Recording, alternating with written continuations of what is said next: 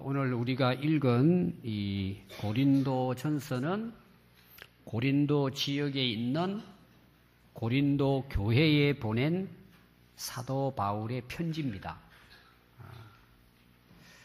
고린도시는 그리스에 있죠. 그리스 아테네 아시죠? 아테네 왼쪽 부 아마 여기서 한 전주보다 좀 먼 거리. 그게 이제 항구 도시가 고린도입니다. 고린도, 그리스, 로마 그쪽 지역으로 그 복음을 전할 때는 거의 이제 항구 도시를 중심으로 뭐 소아시아 이쪽 지역도 마찬가지입니다. 여러분들이 이제 그 성경을 찾아보면은 그 안디옥도 이제 그 항구 도시거든요. 또 에베소 유명한 항구 도시입니다. 고린도, 로마 거의 그 사도 바울이 복음을 전한 지역을 보면은 항구 도시를 중심으로 복음이 증거됩니다. 왜 그럴까요? 사람들이 많이 왕래하다 보니까. 그러니까 그 예수님 시대에 로마가 지배했다는 것은 복음적인 어떤 상황으로 봤을 때는 복음이 전 세계로 전파되기 쉬운 환경과 조건을 가지고 있었어요. 굉장히 이제 유리한 조건이었습니다. 그러다 보니까 이제 항구 도시마다 이제 사도 바울이 다니면서 이제 복음을 전합니다. 그러니까 AD 한 50년경에 이 이제 고린도에 그 사도 바울이 가서 이제 복음을 전하죠. 그래서 거기에서 1년 한 6개월을 있습니다. 그래서 고린도 교회를 개척했는데 엄청나게 부흥이 된 거예요. 거기는 이제 외국 사람들도 이제 들어왔겠죠. 그래서 상당히 많은 이제 복음이 여러 나라로 흘러 들어갔다 이렇게 볼 수 있습니다. 그런데 이제 그 고린도시의 어떤 정치적인 문화적인 그 사회 현상은 어땠을까? 일단 뭐가 많죠? 돈이 많아요.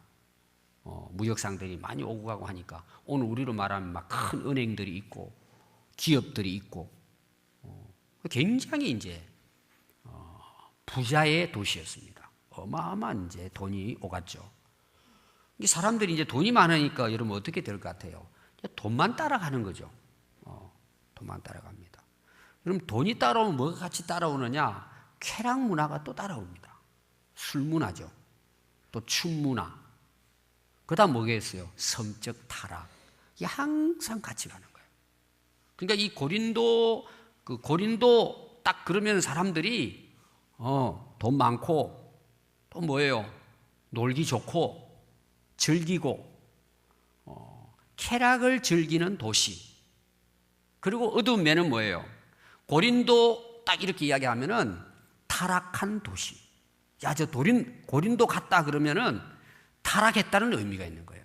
그 말 속에는 그만큼 이 고린도시는 타락한 또한 도시가 되었습니다. 자, 그러면 한번 보십시오.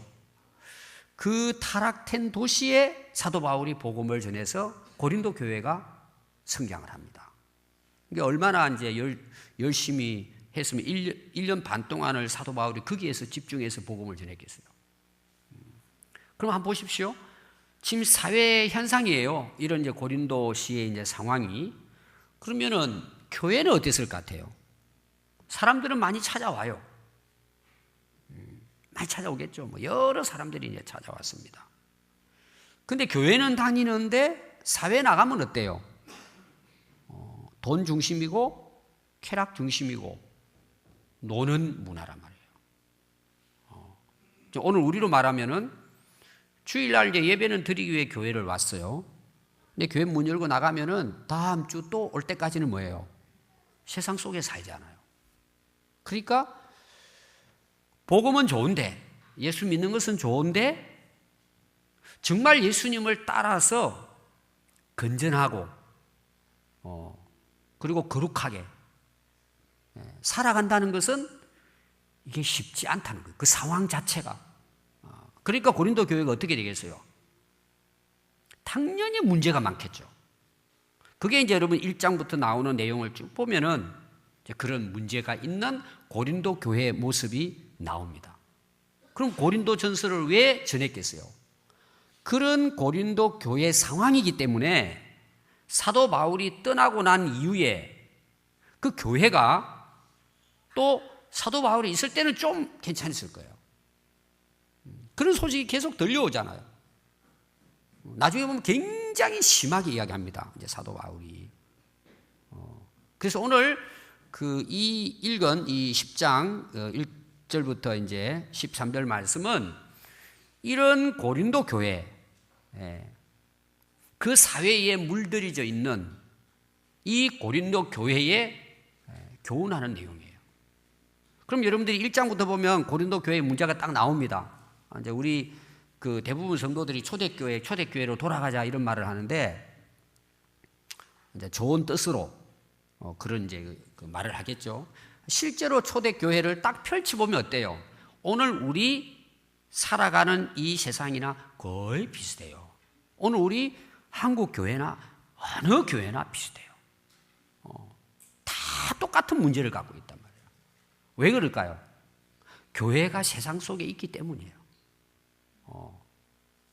그래서 고린도 교회 이제 여러 가지 문제점을 이제 사도 바울이 지적을 해요. 첫 번째가 뭐겠어요? 당파 싸움이에요. 여러분 잘 알죠? 무슨 파 해가지고는. 그래서 사도 바울이 거기에 대해서 질책을 하잖아요. 그런 부분들이. 뭐 그리스도 안에서 무슨 파가 있어요? 오늘날도 교회 안에 끼리끼리 문화가 있어요. 자기들 좋아하는 사람끼리 모여가지고 다른 이제 또 끼리하고 싸우는 거예요. 서로 이렇게 뭐라 그럴까요? 대결한다 그럴까요? 뭐 경쟁을 하고 이렇게 서로 미워하고 막 이간질하고, 그게 교회 안에도 있었단 말이에요. 고린도 교회에. 또 뭐가 있을 것 같아요? 우상 숭배죠. 하여튼 세계에 있는 우상은 다 들어와 있단 말이에요. 여기에. 여러분들 이제 그리스 하고 또 배 타고 좀 지나서 로마 그리 가면은 거의 대부분 유적이 뭔 줄 아세요? 신전입니다. 신전. 엄청난 신전이죠. 다 무너진 신전 구경하러 가는 거예요. 유명한 신전은 그리스 그쪽, 아테네로부터 스파르타, 그 다음에 이제 이 고린도, 아주 그쪽이 대단합니다. 그러니까 우상이라는 우상은 거의 다 들어와 있는 곳이죠. 그래서 이 우상의 문제가 교회까지 들어와서 문제가 생깁니다. 또 무슨 문제냐 하면은 소송 문제예요. 서로 고발하는 거예요. 고발 문제. 그러니까 그냥 조금만 자기 마음에 안 들면 흠집 잡아가지고는 경찰에 신고하는 거예요. 저 사람 좀 괴롭혀 달라고. 그 교회 안에서 그런 일이 일어나는 거예요. 거기에 대한 문제. 또 뭘 같아요? 음란 문제예요. 오늘도 나옵니다. 음행이에요. 사회 문화가 그러니까 그 사람들이 교회에 들어와 있잖아요. 이게 한번 바뀌어진다는 게 쉽지 않단 말이에요. 교회 안에서도 여러분들 이제 그 고린도전서 읽어보면 근친상간도 나와요. 얼마나 타락했으면. 그게 교회 안에도 있는 거예요. 또 뭐가 있을 것 같아요? 은사주의예요. 은사주의. 그리고 막 서로 막 비판하고 서로 뭐 내 은사가 최고다 그러고 남을 비판하고 이런 이제 은사주의의 문제, 또 제사 문제, 이런 많은 문제들이 고린도 교회에 있었어요. 그럼 오늘날 우리 교회는 어떨 것 같아요? 똑같습니다. 이제 사람들이 그 교회를 이해 잘 못하면 이렇게 잘못 이해해요. 교회 다니는 사람은 다 착하고 훌륭하고 천사처럼 생각하는 거예요. 과연 그럴까? 예를 들면은 교회는 착하고 선한 사람만 모이는 곳일까? 어때 여러분들 착하십니까? 여러분 아주 선하고 착하고 훌륭했기 때문에 교회에 왔습니까? 제가 봤을 때는 그런 사람 한 사람도 없을 거예요. 다 우리가 세상 사람들이었죠. 옛날에 다 세상에서 굴러다녔던 사람들 우리가 다. 그런 사람들이 교회를 오잖아요. 근데 무슨 교회 천사가 있어요? 그거는 그냥 스스로 그렇게 생각하는 거예요. 여러분 교회는 세상 사람들이 모인 곳이에요. 하늘에서 천사가 내려와가지고 모인 것이 아닙니다. 세상 사람들과 똑같습니다. 우리가. 그럼 다를 게 뭐가 있어요? 다 그런 사람들이 교회에 모여 있는 거예요. 그럼 여러분 차이가 뭐일 것 같아요? 교회에 모여 있는 이제 교회에 다니는 사람하고 안 다니는 사람하고 차이가 뭘 것 같아요? 교회를 다니는 사람은 변화돼 가고 있는 거예요. 아멘. 하나님을 만나고 예수님을 만나고 또 진리의 말씀을 듣고 배우고 깨달으면서 뭐예요? 변화돼 가는 중이죠, 우리가. 그런 사람들이 모여 있는 거예요, 교회가. 많은 사람들이 교회 그러면은 아주 다 그냥 훌륭한 사람들만 다 모여가지고 자기들끼리 있는 걸로 생각해요. 그래서 제가 이제 그 말씀을 준비하면서 부화장을 한번 생각해 봤어요. 병아리 부화장. 저희 어릴 때는 이제 암탉이 그 달걀을 품고 있었잖아요. 지금은 기계로 할 거예요, 아마. 기계로. 예를 들면 이제 영화 같은 데 나오더라고 보니까. 그 공룡 알 이런 거 있잖아요. 그런 거 확 나오는 거 있죠.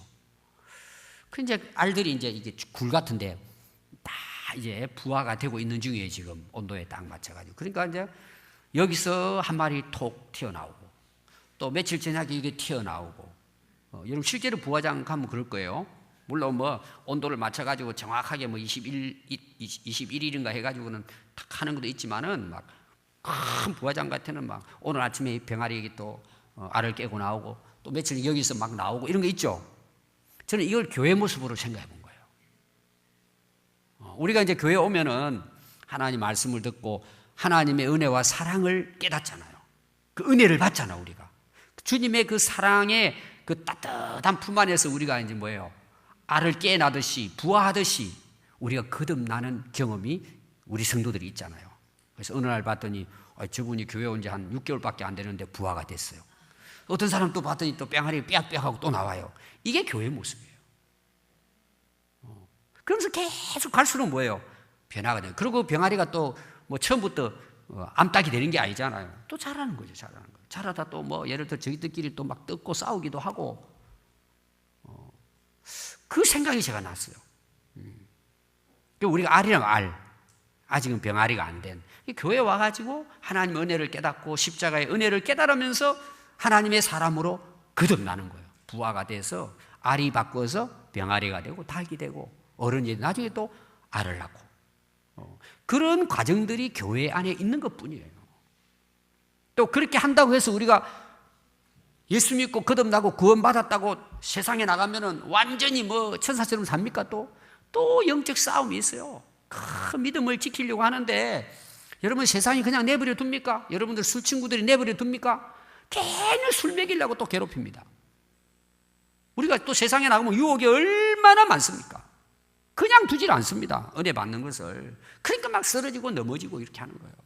이게 교회입니다, 여러분. 그래서 오늘 이제 사도 바울이 중요한 대목을 오늘 이 10장에 보면은 너희들 이러한 것은 절대 하지 마. 그러면서 교훈하는 내용이에요. 몇 가지 문제를 딱 집어가지고. 그러면서 여러분들 오늘 그 1절부터 보시면 형제들아 나는 너희가 알지 못하기를 원하지 아니하노니. 너희들 꼭 알아야 될 게 있다는 거예요. 너희들 꼭 기억해야 될 게 있다는 거예요. 이거는 너희들이 반드시 기억해야 된다. 이거 잊어버리면 안 된다. 그런 뜻이에요. 그게 뭘까요? 우리 조상들이 다 구름 아래 있고 바다 가운데로 지나며. 조상들은 이스라엘 백성들이겠죠. 이스라엘 백성들이 구름 안에 있었어요. 물론 뭐 하늘이 구름이 있으니까 아래지만 이것은 뭐예요? 하나님께서 이스라엘 백성들을 구름으로 인도해 안 하세요. 인도하신단 말이에요. 그럼 너희들은 항상 그 아래에 있단 말이에요. 하나님 인도함을 받고. 그 다음에 이제 홍해바다를 건너잖아요. 그냥 건넙니까? 하나님께서 인도하심으로 건너게 해주시잖아요. 너희들이 그렇게 구름 아래에서 모두 다 홍해 가운데로 지나왔다. 너희들이. 누구의 은혜예요? 하나님 은혜로 지나왔다는 거예요. 너희들 그거 절대 잊지 말라는 거예요. 또 2절 보니까 모세에게 너희들이 다 속해서 모세 인도함을 따랐잖아요. 다 구름과 바다에서 세례를 받고. 그러니까 이 사도 바울이 이 이스라엘 백성들이 홍해를 건넜다는 것을 신약에 와서는 세례와 같이 본 거예요. 이 무슨 이야기냐 하면 홍해물이 흘러 넘쳐요, 안 넘쳐요? 흘러 넘치죠. 어떻게 그 길을 지나가요? 뒤에는 애국 군사들이 몰려와요. 앞으로 갈 수도 없고 돌아갈 수도 없고 거기서 완전히 이제 멸망당하게 생겼어요. 근데 하나님께서 홍해를 건너게 합니다. 그 홍해가 물이 벽을 이루면서 바다 뻘이 다 말라가지고 그 길을 다 지나가잖아요. 다 지나갑니다. 다 지나가고 나니까 뭐예요? 뒤에 이제 애국 군대들이 막 따라오다가 수장 다 돼버리잖아요. 그럼 보십시오. 홍해를 건너버렸다는 말은 무슨 말일까요? 애굽에서 이제 뭐예요? 완전히 졸업했다는 뜻이, 끝났다는 의미가 있는 거예요. 이게 누구 은혜로 된 거예요? 하나님의 은혜로. 그럼 오늘날 신약 시대에 그 당시 바울에게서 세례는 뭐예요? 세상하고 나하고는 끝났다는 것을 선언하는 게 세례라는 의미예요. 물 건너 와버렸다는 우리가. 영적인 의미에서. 사도 바울은 그걸 그렇게 해석한 거예요. 그러니까 여러분 세례가 그냥 우리가 그냥 형식적으로 드리는 것처럼 지나가는 경우도 있지만 세례는 사람이 죽는 거잖아요. 내가 애굽의 생활에서 세상에서 살았던 그 종로로 하는 그 생활에서 내 졸업했다는 거예요. 그게 세례라는 거예요. 이런 세례는 굉장히 중요한 의미가 있는 거예요. 그리고 3절부터 보니까 다 같은 신령한 음식을 먹었는데 다 같은 신령한 음료, 물이죠, 물. 하나님께서 그 광야에서 바위에서 샘이 솟게 해서 마시게 한 물입니다. 이는 그를 따르는 신령한 반석으로부터 마셨으며, 이 신령하다는 말은 여러분 그 바위에서 물이 어떻게 나와요? 하나님의 은혜로 신비하게 바위에서 물이 나오잖아요.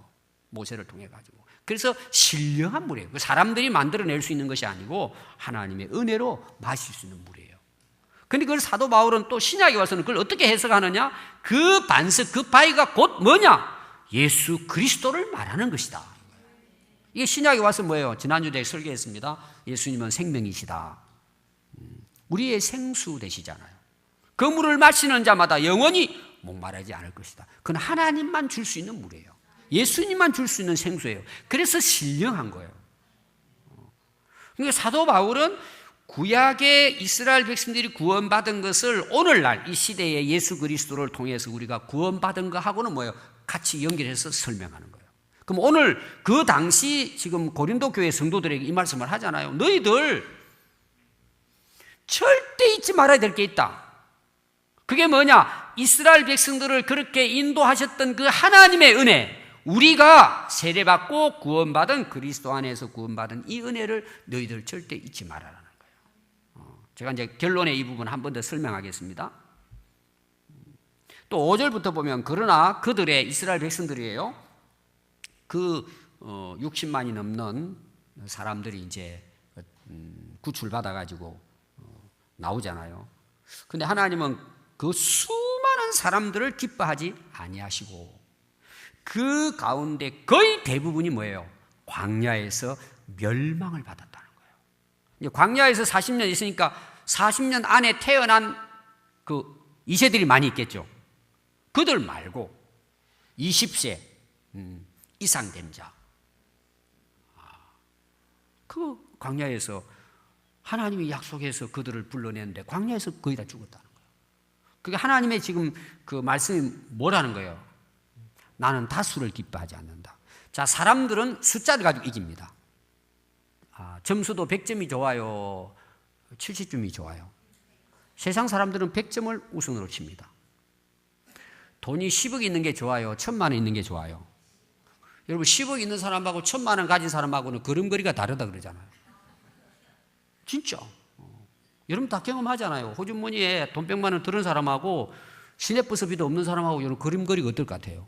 인생이 다른 거예요. 세상은 다수예요. 숫자가 이기는 거예요. 우리나라 그 방영대능 중에 제가 옛날 우리나라 청진호입니까? 청진 전투인가? 그거 나오죠. 그 다큐멘터리 나오길래 제가 잠시 봤습니다. 참 가슴이 아프더라고요. 중공군이 밀려오는 오늘 여기 중국 한족에 한 사람 앉아 있어요. 잘 들어요. 오해하지 말고. 야, 그 미군들이요, 마지막 그 전투에서 제가 그 한 번 더 보려 그래요. 그 사부작으로 나왔는데 다큐멘터리로 EBS인가 한번 보고 싶더라고요. 정말 마지막 그 죽음의 직전에 그 아우성 치는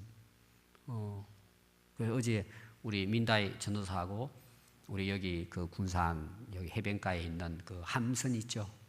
거기 가가지고 옛날에 전쟁 그 6.25 사변이 일어나고 미군이 몇 명 죽고 중공군이 몇 명 죽고 우리나라 몇 명 죽고 그 60만 명 이상이 그 죽고 이런 이제 역사를 같이 이렇게 쭉 공부를 했어요. 그 보여주면서 전쟁이에요. 와, 이게 진짜 그 미군이 그렇게 이야기했어요. 이 중공군이 전쟁을 하는데 앞에는 총 들고 1진, 2진, 3진이에요. 제일 앞에는 총을 들고 와요. 1진이. 예를 들어서 이제 10만 명이면 한 3만 명은 총 들고 그 미군을 항해하고. 근데 미군은 그 무기가 좋았을 거잖아요. 그런데 이게 밀려오는데 사람이 인해 전술이잖아요. 앞에는 총이 있고 2진엔 3진은 총이 없어요. 왜 없을 것 같아요? 총이 없으니까 없겠죠. 근데 뛰는 거야, 같이. 그러면 앞에 가는 사람이 총 들고 죽어야 안 죽어요? 죽으면 2진이 가가지고 그 총 들고 또 뛰는 거야. 또 뛰다가 죽으면 뭐예요? 3진이 그거 들고 와서. 그러니까 이게 어마어마하더라고요. 그러니까 이 세상은 다수입니다. 많은 게 이깁니다, 결국은. 그러나 하나님은 이걸 기뻐하지 않는다는 거예요. 자, 교회도 여러분 숫자가 많으면 좋겠죠. 물론 많은 사람들이 구원받아서 참 하나님 백성으로 살면 감사한 일이죠. 하나님은 다수를 기뻐하지 않아요. 쉽게 말하면은 하나님도 믿지 않고 뭐 엉터리로 그냥 살아가면서 여러분 그런 숫자를 하나님 기뻐하실까요? 물론 교회가 부흥은 돼야 되겠지만은 저는 그런 부흥 원치 않아요. 진짜 한 영혼 한 영혼이 바로 서는 것. 저는 그게 우선이에요. 그래서 제자 훈련하는 거예요. 저는 그런 욕심도 없어요. 하다 보니까 하나님께서 여기까지 오게 하신 것 뿐이지, 야, 나는 다수를 원치 않아. 그럼 그 당시 우리 고린도 교회를 예를 들면 정확하게는 알 수 없지만 밀려들어서 사람들이. 근데 하나님 그거 하나님은 노한 거예요.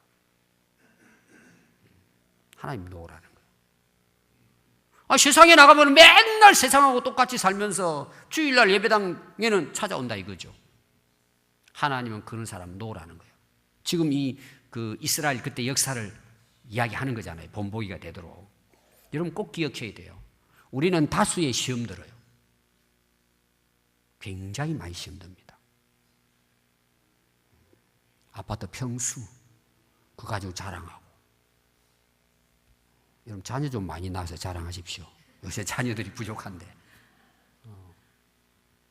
꼭 기억하십시오. 그래서 하나님은 다수를 기뻐하지 아니하므로 그들이 광야에서 멸망당했어요.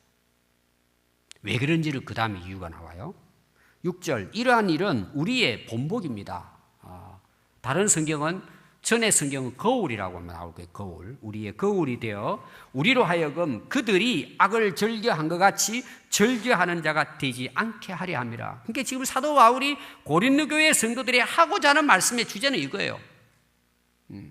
이스라엘 백성들이 구원을 받아서 광야길을 걸어가는데 그들은 악을 전류했는데 너희들은 그들의 역사를 본보기로 거울로 삼아서 너희들은 악을 즐겨하는 자가 되지 않게 하려 합니다. 이게 이제 주제죠, 오늘 사실은.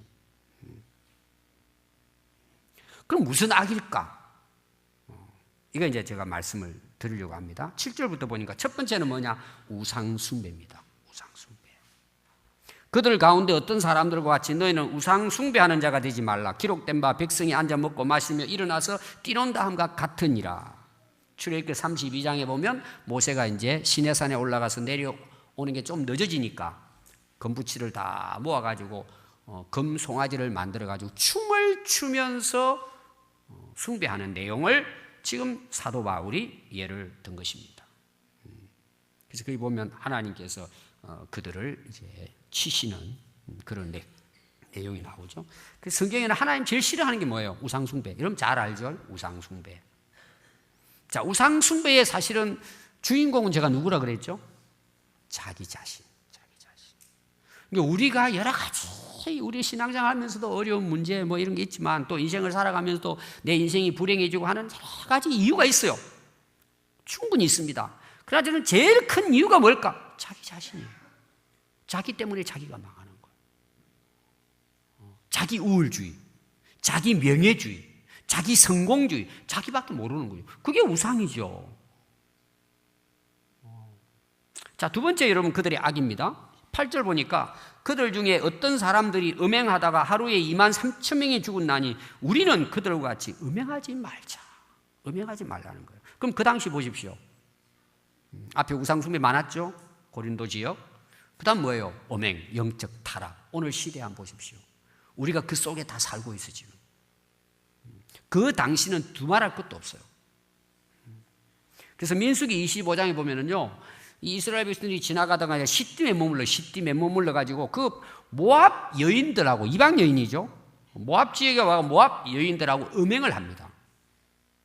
성적으로 타락된 거죠. 그러니까 이 여자들이 어떻게 속이냐, 데려가 가지고 자기들 우상 숭배하는데 제사 드리게 하는 거예요. 그걸 절하라 그러고, 예를 들면은 우리가 성경에서 보면은 음행, 그 다음에 간음은 뭐예요? 영적으로 우상을 숭배하는 겁니다. 근데 실제로 이 이스라엘 백성들이 우상도 숭배했을 뿐만 아니라 그 우상 숭배하는 이방 여인들과 음행을 함으로 그 가담한 자들을 죽입니다. 여기 보니까 2만 3천 명이 한순간에 죽임을 당합니다. 또 9절에 보면 그들 가운데 어떤 사람들이 주를 시험하다가 뱀에게 멸망하였나니 우리는 그들과 같이 하나님을 시험하지 말라는 거예요. 민수기 11장에 나오죠. 11장에. 이런 내용이죠. 이제 이스라엘 백성들은 빨리 광야를 지나가지고 약속의 땅에 들어가고 싶어 하잖아요. 근데 하나님이 뒤로 돌아가 했단 말이에요. 좀 쉽게 가지고 쫙 지름길로 가야 되는데 하나님이 뒤로 돌아가 한 거예요. 우회로 돌아가라고 한 거예요. 그게 이제 40년 동안 돌잖아요. 그러니까 막 이스라엘 백성들이요, 그 하나님이 그렇게 그 길로 가라고 했다고 막 마음이 상했다 그랬어요. 그러면서 불평하기 시작합니다. 이것도 하고 저것도 하고 저것도 다. 그리고 하나님이 아침마다 메추로 만나기를 먹여주시는데 이거 맨날 먹는데 이게 하찮은 이런 것만 주냐고 막 그냥 주신 거에 대해서 원망하고 불평해요. 자기들 농사 짓고 땀 흘리지 않아도 하나님께서 매일 먹을 걸 주시는데 불구하고 원망하고 불평하는 거예요. 이걸 우리에게 음식이라고 주냐 그러면서 막. 하나님께서 불뱀을 보내가지고 많은 사람들이 불뱀에 물려 죽습니다. 여기 여러분 시험한다는 말은 무슨 말이냐 하면은요, 여러분 하나님께서 약속했어요, 안 했어요? 지금 인도하고 계세요, 인도하지 않으세요? 지금 하나님 살아서 그들을 이끌어가고 계시고 자기들이 여기 와 있는 거예요. 근데 조금만 힘들면은 하나님께 대해서 불평을 하는 거예요. 그게 무슨 말이냐? 하나님을 시험한단 말이에요. 아니, 하나님이 살아 계시는데 하나님이 아무것도 안 하시는 것처럼 하나님을 여겨버리는 거예요. 하나님이 약속해 주셨는데 그걸 안 믿는 거예요. 하나님 살아 계시면 해보십시오. 그렇게 이제 하나님께 대든 거죠. 그래서 민수기 14장 22절에 보면요, 하나님께서 이렇게 이야기하십니다. 내 영광과 애굽과 광야에서 행한 내 이적을 보고도 이같이 10번이나 나를 시험하고 내 목소리를 청종하지 아니한 이들은 맹세코 약속의 한 땅을 들어가지 못할 것이다. 그럼 무슨 말이에요? 광야에서 다 죽게 된다는 거예요. 네 번째입니다. 10절 보니까 그들 가운데 어떤 사람들이 원망하다가 멸망시키는 자에게 멸망하였나니 너희는 그들과 같이 원망하지 말라.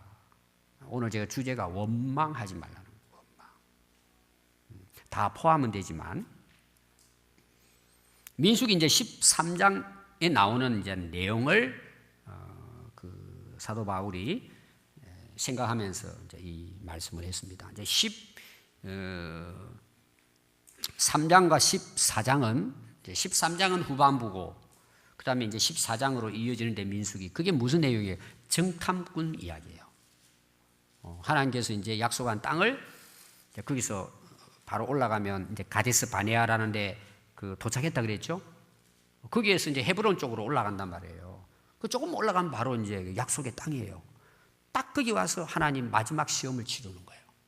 올라가서 그 땅을 정탐해라. 12명을 딱 보냅니다. 갔다 왔어요.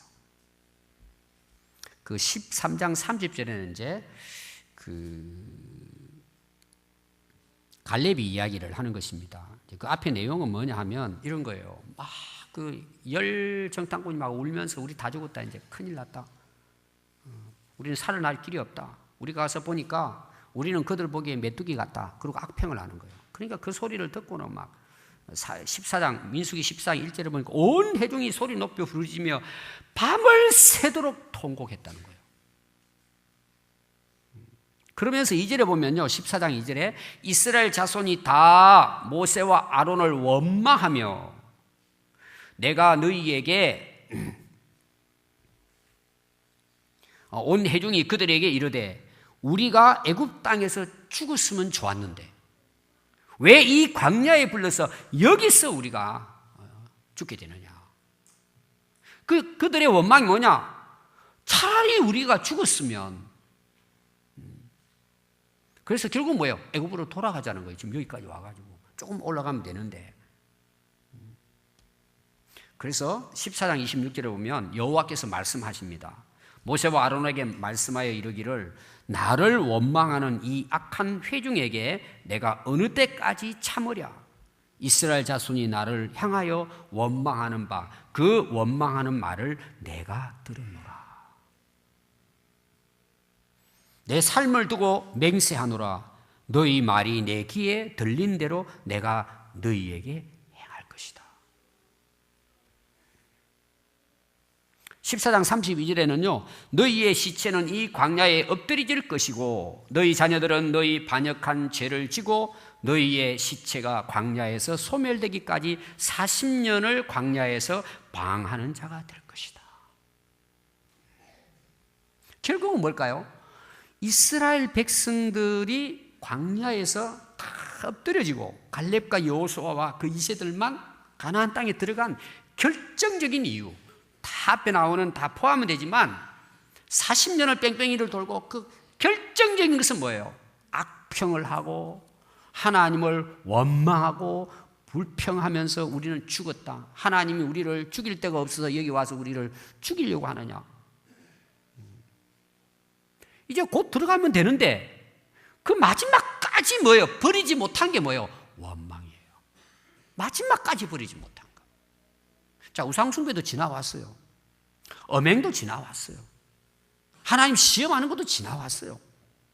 근데 마지막 판에 끝까지 뭐예요? 악평을 하면서 하나님을 원망했다는 내용이에요. 그래서 야고보서 이러면 5장 9절에 보면요. 형제들아 서로 원망하지 말라. 그리하여야 심판을 면하리라. 보라 심판주가 문 밖에 서 계시니라. 이제 제가 쉽게 설명하면 하나님 다 보고 계시는 거죠. 다 보고 계시는 거예요. 뭘 보고 계세요? 원망하는 걸 보고 계시는 거예요. 자, 그리고 이제 원망하는 자를 하나님 심판한다 그랬는데 심판을 원망하는 자는 면하지 못한다는 거예요.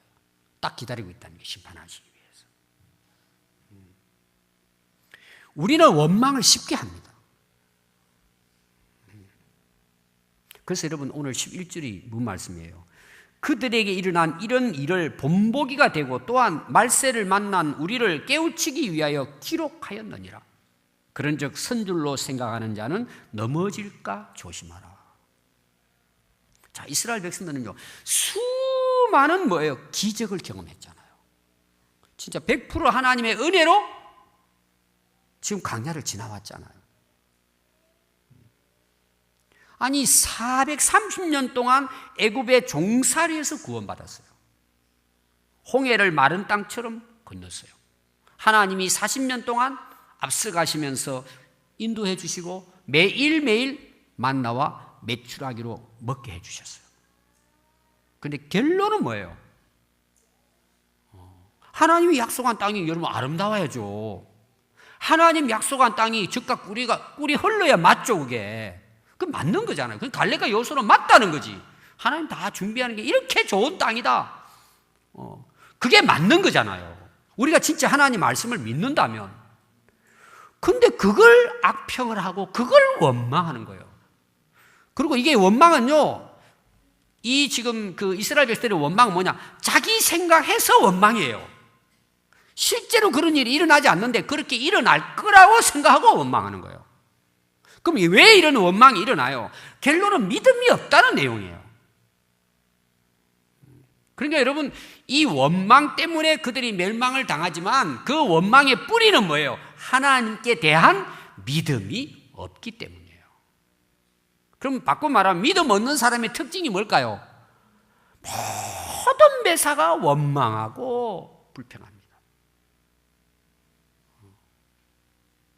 여러분들이 진짜 구원받았는지 안 받은지 오늘 이 말씀과 확인하는 게 뭐냐? 여러분들이 오늘 살아가는 인생에 대해서 여러분들이 원망하느냐 불평하고 있느냐를 보십시오. 거의 맞을 거예요. 자, 우리가 하나님 살아계심을 믿어야 안 믿어요? 하나님 약속의 말씀 믿어야 안 믿어요? 우리를 구원하시고 앞으로도 우리의 삶을 하나님이 인도하시고 우리가 믿는다고 고백하잖아요. 그런데 원망하고 불평하고 짜증내고요. 무슨 말이에요? 말만 믿는다는 거예요. 실제 내 안에는 믿음이 없다는 거예요. 사람들이 그 착각을 하는 거죠. 여러분, 이스라엘 백성들의 문제는 물론 환경이 어려웠어요. 실제로 그 내면을 보면은 환경 문제가 아니라는 거죠. 믿음의 문제라는 거예요. 올 한 해 여러분들이 살아온 삶을 한번 돌아보십시오. 여러분, 하나님께 늘 감사하고 찬양하고 예배하는 삶이었습니까? 기쁨으로. 365일 오늘 마지막 날이잖아요. 속에 그냥 원망하고 불평하고 짜증내고 그냥 하나님이 살아계신데 왜 이럴까? 기도하면서도 교회 다니면서도. 그럼 결론이 뭐죠? 믿음이 없다는 말이에요, 그것이. 그래서 이스라엘 백성들은요, 그 잠시를 참지를 못해요. 그냥 조금만 기다리면은 약속의 땅에 들어갈 건데 그걸 못 참아가지고 막 이런 난리를 친단 말이에요.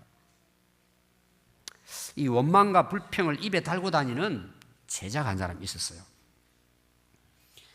이 스승이 뭔가 사람 좀 만들어 보려고 쓰는데도 그냥 아침부터 저녁까지 그냥 입이 툭 튀어나가 있는 거예요. 뭐 하면 틱틱 하면서 그냥.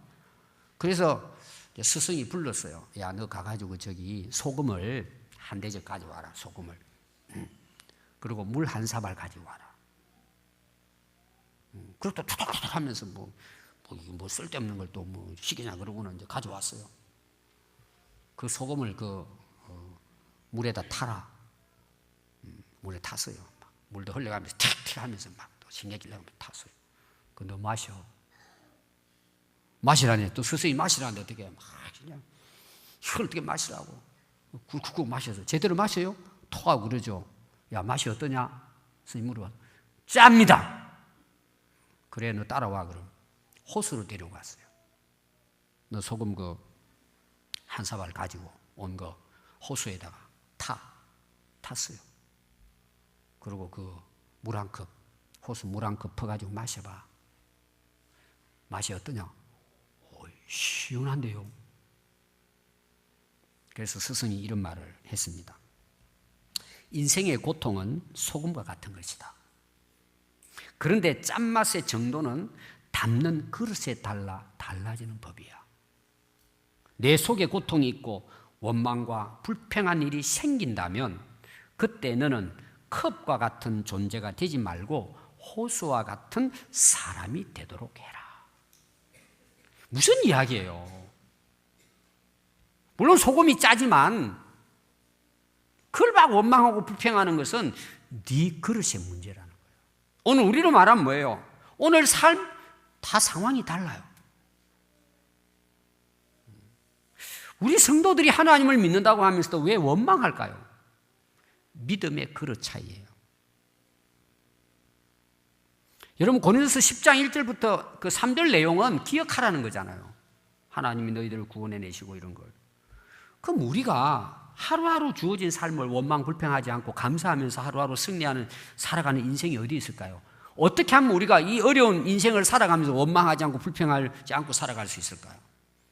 나를 세상으로부터 구원하신 하나님의 은혜를 깨달을 때요, 기억할 때요, 그 은혜가 얼마나 큰지를 깨달을 때요, 예수님이 나를 구원하기 위해서 십자가에 피 흘려 돌아가 주신 그 크신 은혜와 사랑을 깨닫고 기억할 때 원망도 바뀌어서 감사가 될 수 있어요. 하나님은 오늘 여기까지 우리의 삶을 인도하셨어요. 약속의 말씀을 가지고 인도하셨어요. 그 하나님은 끝까지 선한 목자가 되셔서 하늘나라 갈 때까지 하나님 우리와 함께 하시고 우리 삶을 인도하세요. 우리는 그걸 믿는 거예요. 그리고 여러분, 더 중요한 게 뭔지 아세요? 오늘 나에게 주어진 이 삶은 하나님이 주신 삶이에요. 크고 작고 세상 사람들과 비교하지 말고, 다수를 비교하지 말고, 오늘 주어진 이 삶에 최선을 다하는 사람은 거기에 감사하고 살아요. 원망하지 않아요. 원망하고 불평한 사람들의 특징이 또 하나 있어요. 일은 안 하면서 입만 살았어요. 여러분, 자기 주어진 일에 집중하는 사람은요, 원망하고 불평할 여력이 없어요. 저는 한 해를 마무리하면서 우리가 하나 졸업했으면 좋겠어요. 진짜 오늘 결단하면서 원망 불평 학교를 졸업했으면 좋겠어요. 그냥 오늘로 끝내는 거예요. 이제 이거는 기도하면서, 하나님, 원망 불평 학교 오늘 졸업합니다. 2017년 끝났는데 오늘 이거 다 내려놓겠습니다. 그리고 2018년부터는 뭐예요? 오늘 주어진 삶, 내년에 또 한 해를 주실 거잖아요. 최선을 다하는 거예요. 이건 뭘 못해요 우리가. 하나님이 함께 하시고 내게 능력 주시면 다 할 수 있다고 바울이 고백했는데 왜 우리가 할 수 없어요? 왜 못하는 거예요? 뭐든지 할 수 있어요. 아니, 하나님이 우리와 함께 하신다고 약속하셨는데, 우리의 선한 목자로 우리를 인도해야 하시는데 뭘 못합니까 여러분? 기도하면 응답해 주신다는데 뭘 못합니까 여러분?